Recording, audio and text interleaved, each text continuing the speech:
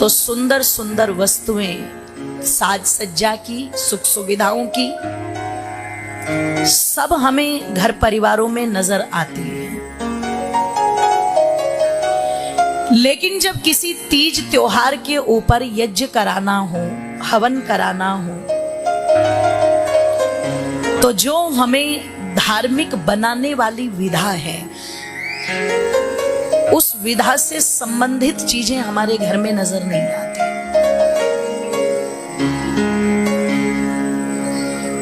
अब आप विचार कीजिएगा, चिंतन कीजिएगा,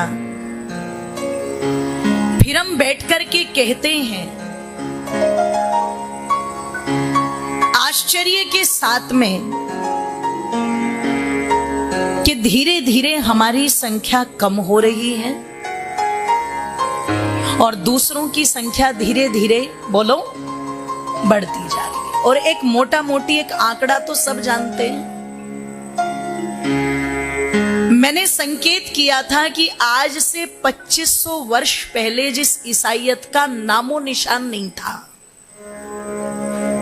कोई फादर नहीं, कोई नन नहीं, कोई ईसाई नहीं, लेकिन आज वो पूरे विश्व के अंदर लगभग अपने 153 या 55 के करीब देश है, उनकी कंट्री है, वो बना करके बैठ चुके हैं। और कोई कहे कि वो अनपढ़ हैं, गवार हैं, अनपढ़ गवार तो नहीं है वो। जिन्होंने हर जगह जाकर के अपनी एजुकेशन के इंस्टीट्यूट, जिनको आप स्कूल कहते हो, हर कंट्री के अंदर वो परंपरा उन्होंने चलाई। और इतनी तेजी के साथ में चीजें बदली, इतनी तेजी के साथ में चीजें बदली कि आज वो लगभग 155 देश अपने बना करके बैठ चुके हैं। और आज भी ये सिलसिला उनका रुका, जोर से बोलो, नहीं है। आज भी बाकायदा उनके मिशनरी, जहां सामान्य व्यक्ति जाना पसंद नहीं करता, ध्यान रखिएगा। आपके फरीदाबाद में, बुरा मत मानिएगा, कुछ मोहल्ले ऐसे होंगे जहां पर शायद आपने कभी जाकर के न देखा हो। आपके किसी पंडित पुरोहित जी, वो चाहे आर्य समाज के हो, चाहे मंदिर में रहने वाले हमारे पंडित जी हो, शायद कोई ना गए हो उधर। गए भी होंगे तो वे गए होंगे जिनके मन में अपने मिशन को बढ़ाने का भाव रहा होगा। लेकिन आप उन बस्तियों में जाकर के देखेंगे तो वहां पर आपको पता लगा, मिल जाएंगे वो लोग। कोई बीमार है तो उसे दवाइयां देते हुए मिल जाएंगे, कोई भूखा है तो उसे भोजन देते हुए मिल जाएंगे, कोई निर्वस्त्र है तो उसे वस्त्र देते हुए मिल जाएंगे, और पता लगा किसी का घर नहीं है तो उसके घर को बनवाते हुए मिल जाएंगे। उनके बच्चों को हाथ पकड़ करके कहेंगे कि इनको एजुकेशन दिलवाओ, इनका पूरा खर्च हम उठाएंगे, वो आपको मिल जाएंगे वहां। अब आप चिंतन कीजिएगा, विचार कीजिएगा कि वो जिन बस्तियों में जा रहे हैं माताओं, वो लोग हैं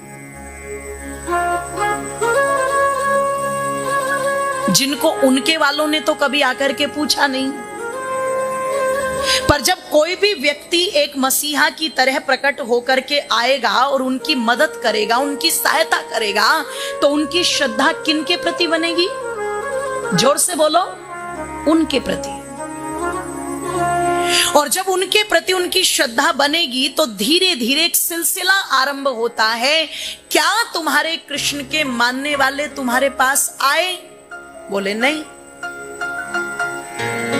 क्या तुम्हारे राम के मानने वाले तुम्हारे पास आए? बोले नहीं। लेकिन हम आए क्योंकि हमारे यीशु मसीह ने हमें प्रेरणा दी। हमारे गॉड ने हमें ये इंसिस्ट किया, ये बताया, ये प्रेरणा दी कि जाओ उनके पास, उन बच्चों को, मेरे बच्चों को, क्या शब्दों का प्रयोग करते हैं, मेरे बच्चों को तुम्हारी आवश्यकता है, जाओ, वो अंधकार में है, उन्हें अंधकार से निकालो और उन्हें मेरी तरफ लेकर के आओ, लाइट में लेके आओ, प्रकाश में लेके आओ। अब इसका मतलब यदि उनके घर में राम की मान्यता थी, कृष्ण की मान्यता थी, तो उन्होंने उसको क्या सिद्ध कर दिया? जोर से बोलो, अंधकार। और मेरी माताओं, बड़ी सीधी सी बात है, भूखा व्यक्ति का ध्यान कभी भी भगवान में नहीं लगता, उसका रोटी में ध्यान लगता है। वो इतनी आसानी के साथ कन्वर्टेड हो जाते हैं कि पता भी नहीं लगता कब उनके घरों से राम के चित्र उतर गए, कब उनके घरों से कृष्ण के चित्र उतर गए, किस दिन उन्होंने पूजा पाठ छोड़े, आपके तीज त्योहार छोड़े, पता भी नहीं लगता। थोड़े दिन बाद उन मोहल्लों से मंदिर गायब हो जाते हैं और चर्च वहां पर बने हुए मिलते हैं। और ये वो लोग थे कि जब भी कोई दंगे हुए, फसाद हुए, तो इन्हें परवाह नहीं थी कि धूप होगी कि नहीं होगी, वर्षा हो रही है कि नहीं हो रही है, सर्दी पड़ रही है, गर्मी पड़ रही है। हम तो सोचते हैं एक बार को हम जाएं कि ना जाएं, चाहे युद्ध की बात हो, चाहे वोटिंग की बात हो, हम तो सोचते हैं एक बार को। लेकिन ये वो लोग हैं कि यदि इनको लड़ने जाना है तो ये तब नहीं सोचते, और वोट करने जाना है, जोर से बोलो, सबसे ज्यादा संख्या में जाते हैं। जो कभी आपके लिए लड़े थे, कभी अगर फुर्सत हो आप लोगों को किसी दिन, तो एक बार या तो सर्च कर लेना या एक पुस्तक पढ़ लेना। जितने जितने दंगे इस भारत के अंदर लगभग सब प्रांतों में हुए हैं, उन दंगों में ध्यान रखना, अगर सामना किया है ईसाइयत का, ईसाई वाले तो दंगे करते नहीं, पर इस्लामियत वालों के दंगे जब हुए, अगर सबसे ज्यादा उनका सामना किया, तो जिन्हें आप हरिजन कहते हो, वाल्मीकि कहते हो, उन लोगों ने किया। आपके लिए लड़े कौन? वो लोग। अब आप चिंतन करना, वो लड़ने में सबसे आगे हैं, वोट करने में सबसे आगे हैं। अगर हमने उन्हीं को विरोध में कर दिया, अपने भाइयों को, तो क्या होगा? ताकत बढ़ेगी या घटेगी? जोर से बोलो, घटेगी। और एक चीज कह दूं, जो स्वभाव से ईसाई होगा, पहले से मुस्लिम होगा, वो इतना कट्टर नहीं होता। पर जो नए नए बनते हैं ना, ताजे ताजे, वो चाकू चलाने में देर नहीं करते, फिर वो बड़े कट्टर होते हैं। तो मेरी माताओं बंधुओं निवेदन कर रही थी, उनके घर में जब हम जाकर के देखते हैं तो वहां पर और कुछ मिले या न मिले, पर आपको एक बाइबिल जरूर रखी हुई मिलेगी। वो जरूर मिलेगी, वो झोपड़ी वाले के घर में भी मिलेगी। अगर कोई इस्लामियत को अपना रहा है तो एक रिक्शा चलाने वाले के घर में भी और कुछ मिले या न मिले, पर कुरान, जोर से बोलो, जरूर मिलेगी। उन्हें पता है, एक कौम को पता है कि संडे के संडे मुझे नहा धो करके कहां जाना है, और एक कौम को पता है कि जुम्मे के जुम्मे मुझे नहा धो करके, जोर से बोलो, कहां जाना है। लेकिन हमारे घर में, मैं सबकी बात तो नहीं कहूंगी, पर अधिकांशतः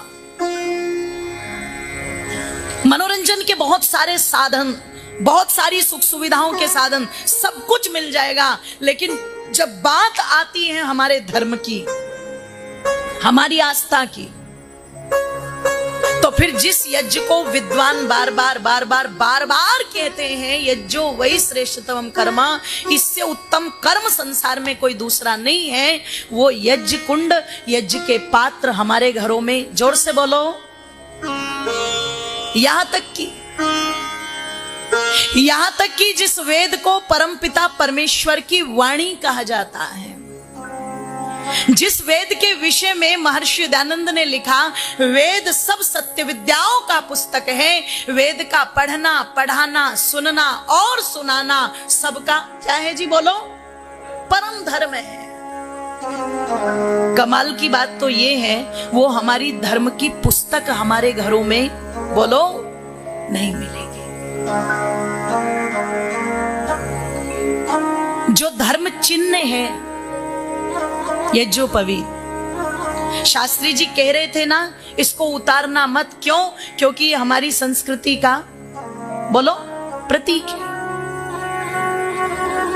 है। लेकिन कई बार क्या होता है, जैसे ही घर जाएंगे सबसे पहले इसे उतारेंगे।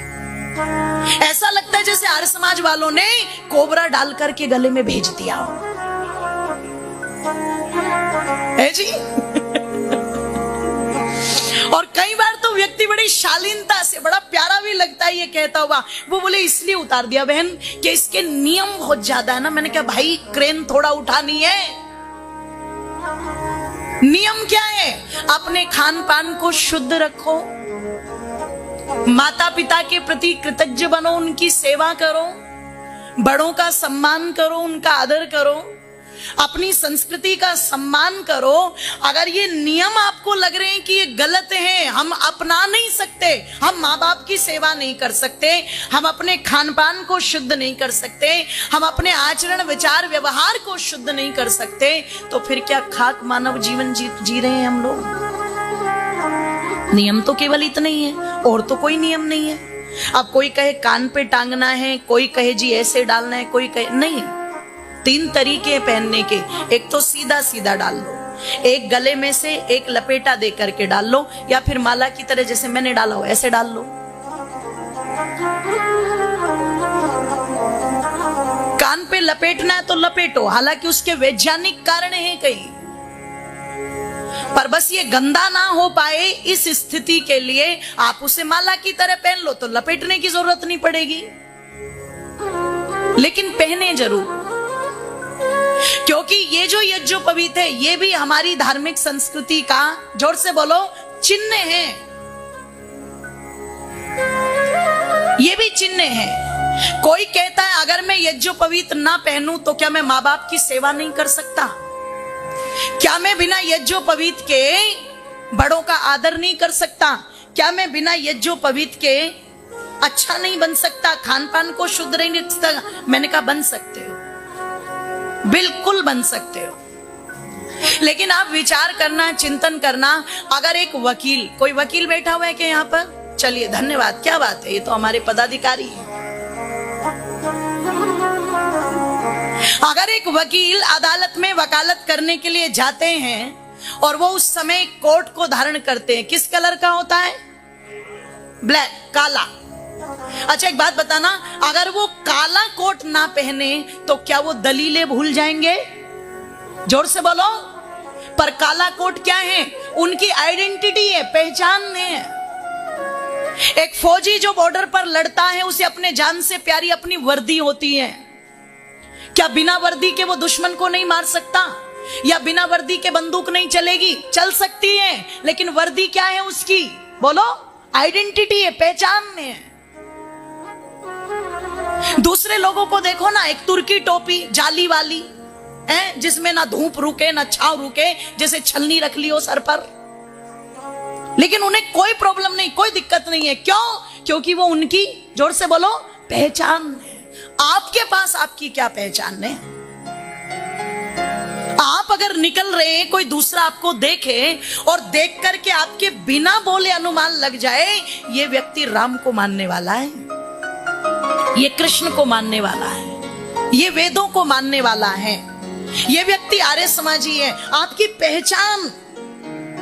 आपने एक नाम सुना होगा पंडित लोकनाथ तर्कवाचस्पति जी का, जिनकी लिखी हुई यज्ञ प्रार्थना हमने गाई। दिल्ली के थे, मुल्तान नगर में उनका परिवार आज भी रहता है। उनके बेटे राकेश शर्मा जो भारत के प्रथम अंतरिक्ष यात्री रहे हैं, बेंगलोर में रहते हैं इस समय। पंडित लोकनाथ तर्कवाचस्पति जी और उनके साथ एक और विद्वान, दोनों के दोनों पंजाब में एक जगह प्रचार करने गए। एक व्यक्ति आया, वो जब जा रहे थे तो जिस गांव में जाना था देर हो गई, सोचा पहले संध्या कर लें फिर आगे बढ़ेंगे। तो पता लगा एक जगह रुक गए माताओं, जहां पर कुआं था। कुएं से पानी निकाला, हाथ मुंह धुले और हाथ मुंह धो करके बैठ गए। संध्या शुरू ही करने वाले थे, एक व्यक्ति आया, अपनी इतनी बड़ी पोटली उनकी बराबर में रख करके कहता है, भैया मैं थोड़ी देर में आता हूं, जरा मेरी ये पोटली देख लेना। उन्होंने कहा कोई बात नहीं, रख जाओ, हम संध्या कर रहे हैं, 1 घंटा लगेगा, कितनी देर में आ जाओगे? अरे बोले बस आधा घंटे में। के ठीक है। वो व्यक्ति गया, 3-4 घंटे तक वापिस नहीं आया। अब इन्हें आगे जाना है, पर जो व्यक्ति इनके भरोसे अपना सामान छोड़ करके गया है, उसके सामान को छोड़ करके कैसे जाएं? बैठे रहे। जब वो आया तो बड़े झल्ला करके पंडित जी ने कहा, भैया तुम तो अच्छी हमें लटका करके गई, अरे भले आदमी आधा घंटे की कह के गए थे, 3-4 घंटे लगा दिए। इतनी देर से हम यहाँ चौकीदार बन के बैठे हुए तेरे सामान के, भाई हमें तो आगे जाना था। इसने कहा मुझे क्षमा कीजिएगा, लेकिन मैं जहां पर गया था वो मेरी बहन का घर था और ये उसी का सामान है सारा, इसमें गहने हैं। कपड़ा खोला, पोटली खोली, दिखा दिए। मेरी माताओं ग्राम के हिसाब से नहीं, किलो के हिसाब से गहने थे। इसलिए भारत को क्या कहा जाता था? सोने की